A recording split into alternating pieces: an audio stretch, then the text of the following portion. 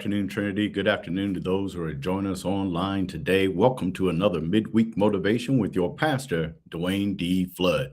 It is Wednesday. Praise God, you made it halfway through the week. And we just hope and pray that this word just gives you a brief word of encouragement, just to give you enough fuel to make it through the balance of this week, so that when we meet again on Sunday, what a day of rejoicing that will be. Today, we're going to be in Psalm 139. Psalm 139. We're going to take a look at verses 23 and 24. Psalm 139, verse number 23 and verse number 24. And while you're looking for that, we are deep into our sermon series, and it's called Under Construction. Now, when you think about that God knows you better than you know yourself, when you consider that God has the blueprint for your life, it encourages you to reset your mindset. You go from questioning God to allowing God to have his way. You move from seeking understanding to celebrating the mighty move that God has in your life. And while you are under construction, this text encourages you to make a bold move, to invite God into your construction site, to inspect the property. This text is a personal prayer of David that is built around one simple truth: God already knows everything about us. So hopefully you found the text in Psalm 139, verse number 23 and 24. We find these words. It says, "Search me, O God, and know my heart. Try me, know my thoughts, and see if there be any wicked way in me, and lead me in the way everlasting." Now, certainly some encouraging thoughts here, how David closes out this particular psalm and his prayer. But the first thing we see in verse number 23 is that there's an inspection. David is inviting the inspector. The inspector is God himself, the owner of the blueprint. In verse 23, he starts off and says, "Search me." Now, when you take a look at search means to look thoroughly, to investigate deeply, to explore to the bottom. This is no normal look. This is a deep probe that uncovers what is hidden, examines what cannot be seen on the surface by you or by others. But God inspects, God analyzes, God probes what you or others can't see. So David is asking God to carry out a deep internal investigation. "Search me" indicates that David is inviting God into this space. He's not saying for God to find something that he doesn't know. He is asking God to expose the things that David couldn't see in himself. Man, that's some deep, deep stuff. Man, God, searching me, the things that I can't even see. Have you ever invited God into your space, the space that you know exists, but were afraid to investigate and ask? Asking God to examine your motives, your attitudes, your hidden patterns, the sinful directions of your heart. If you have ever said, "I don't know why I do the things I do," invite the inspector. Ask God to search you, probe you, investigate you. Ask God to investigate the things that you protect. Don't block, invite him. Don't be afraid.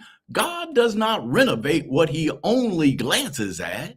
He renovates what he deeply inspects. So search me, O God, and know my heart. Invite the inspector into your construction site. Hopefully that made sense for point number one. You just got to invite the inspector. Now look at the second thing that we see in this text. It says in the balance of verse number 23, we find "try me and know my thoughts." Now, try means to test, examine, to prove. This word is used for testing something to determine its true quality. This is not curiosity, not observation, but verification. David is asking God to put what is inside of him to the test. This is a refining request, for the refiner's fire uncovers and proves what is genuine, what is pure and authentic. David is inviting God to reveal what his faith is truly made of, reveal what his motives are truly rooted in, reveal what will endure when stress is applied. David is not asking to test his actions, habits, and behaviors. He is also asking God to test his inner thoughts, his intentions, and mental direction. Now you need to get your hard hat on. You need to put on your big boy, big girl pants. What if you invited God to apply pressure, to apply problems, to apply some turmoil in your life so that what is real can be revealed? We say we are strong. Allow God to test if you are strong. We say we have faith. Allow God to test if you have faith. Try me, test me, prove what is real, examine what is genuine. I want God to test me because I want to make sure that I'm pure through and through. Invite God to test you. Now, look at the third thing that I see in this text. David ends this psalm in verse number 24, which reveals the purpose of his invitation. It states, and see if there be any wicked way in me, and lead me in the way everlasting. Now, that should be all of our purpose, to have God lead us in the way of everlasting. Now, you'll see in this text in verse number 24, if there by any is italicized in the text. Now, when you see those italicized type of markings, it indicates that the words have been added from the original text. It's to increase understanding and make the text more readable. It does not make the text unimportant. It simply is added for clarity. If the text was written, see wicked way in me, that doesn't make a whole lot of sense. But adding, see if there by any wicked way in me, does not take away from the power of the text or of the prayer. David is praying, God examine me, determine whether a harmful or sinful path is present in my life. Expose anything in my life and lead me in the way everlasting.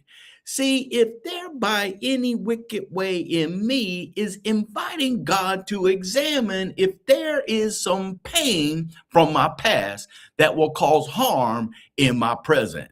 Is there some hurt that was unforgiving that is impacting my closeness with God? Are there things that I have suppressed that result in me not being able to let go and let God and follow him? I voluntarily invite you, God, to examine and correct my heart. Search me, try me, see if there is anything that hinders me from being led by you in the way everlasting. Now I got to drop it right there. We'll have to pick up on more construction, under construction type things on Sunday. But I hope and pray that this blessed your heart to encourage God to search you, try you, see in me if there's anything that is wicked, a wicked way, so that I can be led in life everlasting. If you're looking for a church home or a place to worship, we're prayerfully inviting you to take a look at the loving people of Trinity Missionary Baptist Church. We're located at 6320 Chandler Street, Cincinnati, Ohio, 45227. If you're looking for more content along these lines, or you're looking to find out more information about us, we encourage you to go to our website. It's at www.trinitymbcmadisonville.com. I hope and pray that God just search you, tries you, tests you, examines you, loves all over you, and blesses your life, not only today, for now and evermore.